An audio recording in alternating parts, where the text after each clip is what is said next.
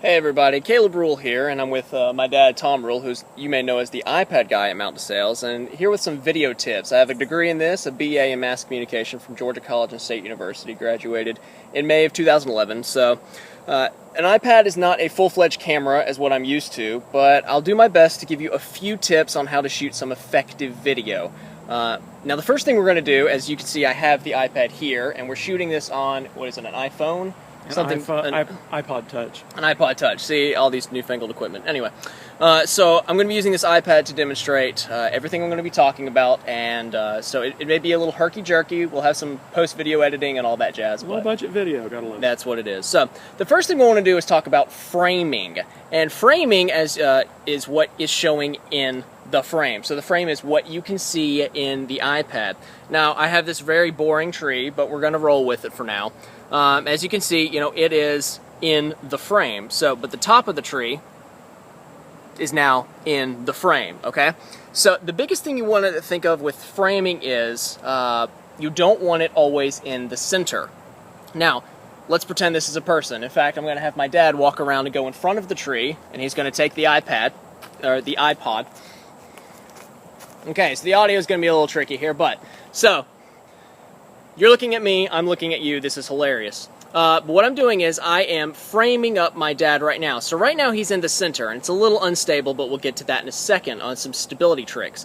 But it's not the best. See, Dad, if you will face that way a little bit.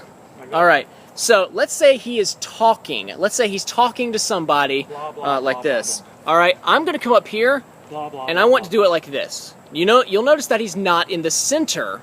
In fact, he has a little bit more room on this side. Why? That's called headroom. And what I want to do is you want to give the subject, whatever you're shooting, a little bit of extra room in front of the direction that they're facing. So you don't want him perfectly center, because if he points like that, I lost it. But if I have it a little bit like this, you may not get all of it, but you'll at least get a lot of it. And if he's talking, then you've got the little bit of stuff on the right here. Now, if the same thing with the left, if he starts talking to the left, thank you, then same thing. It looks better if it's like this than if it's like this, because guess what? He's looking this way. You've got all this empty space on this side of the iPad. Nothing's going on. So you want to kind of fill that space up with him looking this way. Second thing I want to talk about with framing, there's a cat shot. So we can use a cat here. Let's go with this, okay? So let's see if the cat will start moving. This is going to be hilarious, okay? So we're looking at the cat. Hi. You're not going to meow, are you? Of course not. You're really not? Okay. So for the cat. So the cat is looking to the right. So I want it like this, because see, the cat's looking. So, okay. Perfect. Did you see what I did there? You may not have, but what I did there, good girl, is I gave it, the subject, the cat in this case, a little bit of extra headroom as she was moving left to right. So it's tricky, because what you want to do, and I'll come back here, is let's say the tree is moving left, going this way, okay? So as it moves, you want to move with it, but you don't want the person to be here. So let's say it's the cat's moving. You don't want the cat to be here on the screen. You want the cat to be here, because it's moving this way, so you want to move a little bit ahead of the whatever it is that you're shooting if it's moving. Now here, I'll walk. So I'll give you another example. So we'll set it up. Let's get you in. There we go. Ready? Are we good?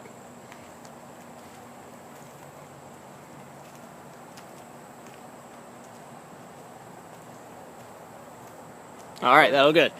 So you want to do it how you shouldn't do it? Let's do it. I think that would be a good tip. All right. Yeah. I don't do badly, so this is going to be hard for... I'm just kidding.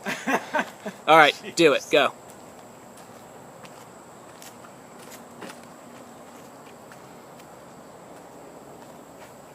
All right, so now you've seen the difference. There's all this empty space that's... So the first time, I had him framed here in the middle, and actually, that's convenient. So I had him kind of here on the screen. And so as he's moving, I'm moving with him, keeping him on this kind of left half of it, if you will. But the second time, which was not good, I had him closer to here on the screen. And so, not so good. You have all this blank space, nothing's going on. It basically looks bad because it looks like you're trying to play catch up the entire time. Now, you may have seen how I was shooting, and I was holding it out here. That's wrong. So, what I was doing was this. I was holding it like this with two hands, and you may have noticed it was a little wobbly. what you want to do, and with big time cameras, what you normally have is something called a tripod. Tri meaning 3, so you have something with 3 legs. The same thing applies with this. You want 3 bases for whatever you're shooting with, in this case an iPad. It's a little tricky, but here's what I mean. Okay? I have 2 hands on it, so that's 2, but you'll notice it was a little wobbly, so what I need is a third base, something that is connected to the arms or connected to the iPad to give it some stability. And what cameramen will frequently do is they'll get a camera, they'll put it on their shoulder like this, they'll kind of tighten up and look at their elbow against their side like this. I feel like I'm doing a Zumba video or something. This is awkward. Okay.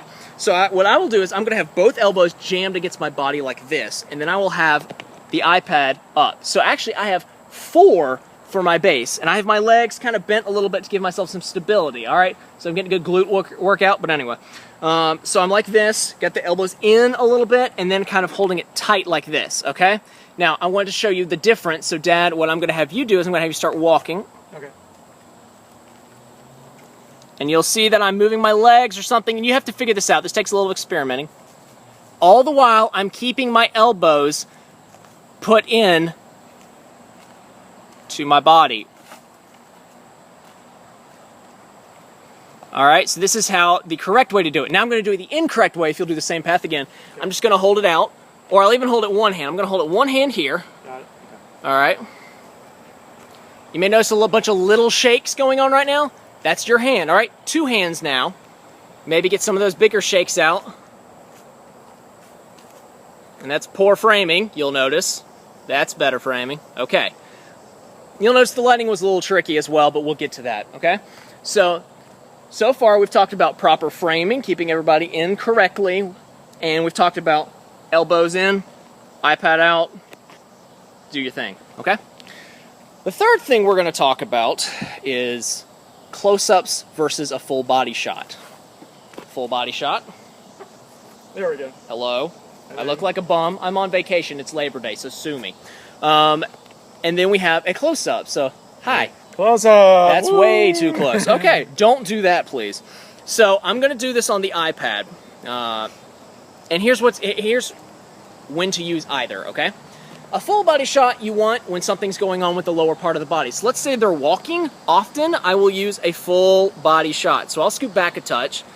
Something like that. So start walking, please. All right, that makes sense. And I'm shooting badly, you'll notice, so I'll put the elbows in. Okay. Something like that. Okay. Why don't we do a close-up of walking? Let's do it. Yeah. So I'm going to come up, and you'll notice it's quite tricky with an iPad, because with an iPad you can't zoom, so I'm all up in his grill. I outgrew grill. Yeah, anyway. Now see, what you do is you get the big red gum wrapper, and then you put it around your teeth, and yeah, that was 5 years ago. That's when I was in college. So something like this. Can be done, can be cool, you'll notice. You'll be like, that can look kind of cool, and I'm shooting poorly again. It's tough to move. So, as you'll notice, there's not one tried and true method for everything. Sometimes you have to adjust on the fly. So let's say he's walking and I need something that's close like this to show what's going on. Maybe I can't. Go that way. Maybe I can't get the elbows in. I have them now, but maybe he's getting too far away. Then maybe I'll have one elbow in. Or maybe I'll just have to wing it and I'll just have to go and push it out, something like this. And that's a jerk move. So you never know. Sometimes that will happen. So don't be afraid to mix it up a little bit. You got to figure out what works for you best. We're going to stop here for a second.